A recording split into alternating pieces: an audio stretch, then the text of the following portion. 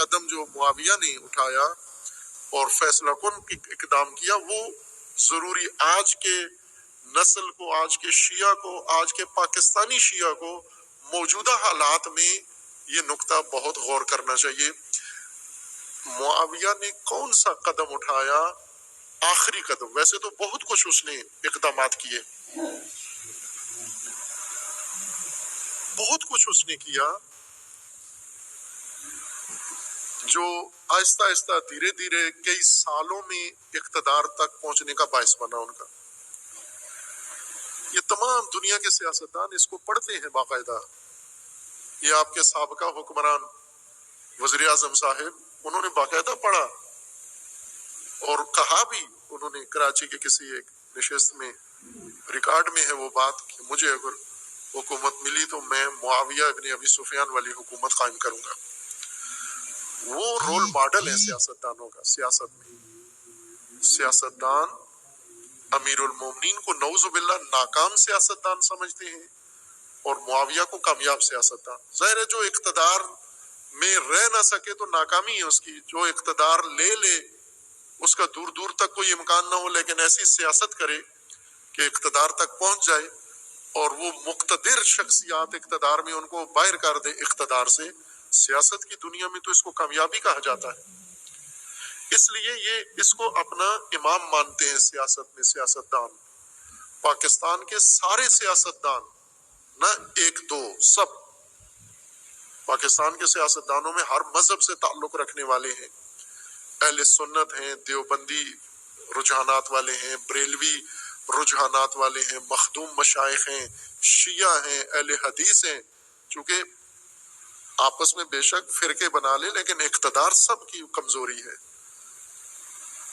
آپ یہ نہ کبھی کہیں کہ شیعہ عورتوں کا نہیں ہوتا، خواہش مند نہیں ہوتا، غیر شیعہ ہوتا ہے، نہ، اس میں شیعہ سنی کی فرقے کی بات ہی نہیں ہے۔ یہ انسانی فطرت ہے، طبیعت ہے۔ ہر مرد کسی بھی مذہب سے تعلق رکھنے والا ہو، اس کے اندر یہ رجحان موجود ہے، خواہش موجود ہے۔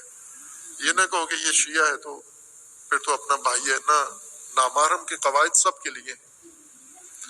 وہ مجھے یاد ہے، یہ سنا سنایا واقعہ نہیں، حقیقی واقعہ ہے، کہ ایک مولانا کسی علاقے میں گیا اور وہاں سے ایک دفعہ نہیں ہوا، یہ تو روزانہ ہو رہا ہے، لیکن وہ ایک ماجرا میں بتاتا ہوں نمونے کے طور پر، کہ کسی جگہ گیا مولانا اور وہاں جس گھر میں رہ رہا تھا انہی کی لڑکی بگا کے لے گیا وہ ساتھ اپنے۔ تو لوگوں کو بڑا تعجب ہوا کہ ہم نے اس پر بھروسہ کیا تھا، اس کو مولانا، انہوں نے سمجھا فرشتہ آ گیا ہے۔ ظاہر فرشتے تو رغبت ہی نہیں رکھتے ان چیزوں کے اندر، انہوں نے فرشتہ سمجھ کے مہمان رکھا، وہ فرشتہ اندر سے انسان نکلا، وہ انہی کی لڑکی لورت لے کے چلا گیا۔ بعد میں بڑا مسئلہ بنا، انہوں نے رجوع کیا مختلف لوگوں کی طرف، بعض بزرگ لوگوں کی طرف، تو انہوں نے بتایا کہ بھئی آپ نے کیا کیا تھا؟ کہا ہم نے اس کو اپنی فیملی کا فرد بنایا، اس کو پیار کیا، محبت کی، وہ ہمارے گھر میں ہی آتا تھا، ہمارے اپنے بچوں کی طرح، افراد کی طرح تھا۔ تو انہوں نے کہا کہ تمہیں پتہ نہیں تھا کہ یہ انسان ہے، اس کے اندر سارے انسانی رجحان ہیں، مولوی ہونے سے وہ رجحان ختم نہیں ہو جاتے، وہ سب کچھ اس کے اندر ہے کہ انسان ہے۔ تو آپ کو شرعی حدود کا خیال رکھنا چاہیے تھا نا۔ یوں تو نہیں کہ اگر عالم دین ہے تو اپنی ناموس اس کے سپرد کر دو، آپ اس کے حوالے کر دو، آپ تو غلطی کی حماقت کی ہے آپ نے یہ، اور یہی روزانہ ہو رہا۔ مذہب اور فرقے سے انسانی رجحانات پہ کوئی اثر نہیں پڑتا، سب انسانی رجحانات رکھتے ہیں، شہوت جنسی سب کے اندر ہے، شیعہ ہو یا سنی، اقتدار کی ہوس سب کے اندر ہے۔ مسلک اقتدار کی ہوس ختم نہیں کرتا، بریلوی ہے اس کے اندر اقتدار کی ہوس ہے، اہل حدیث کے اندر اقتدار کی ہوس ہے، دیوبندی کے اندر ہے، شیعہ کے اندر ہے۔ مذہب میں کوئی فرق نہیں پڑتا، مذہب سے یہ انسانی تقاضے سب کے اندر ہیں، اقتدار کی ہوس سب کے اندر ہے۔ اس اقتدار کی ہوس تک پہنچنے کے لیے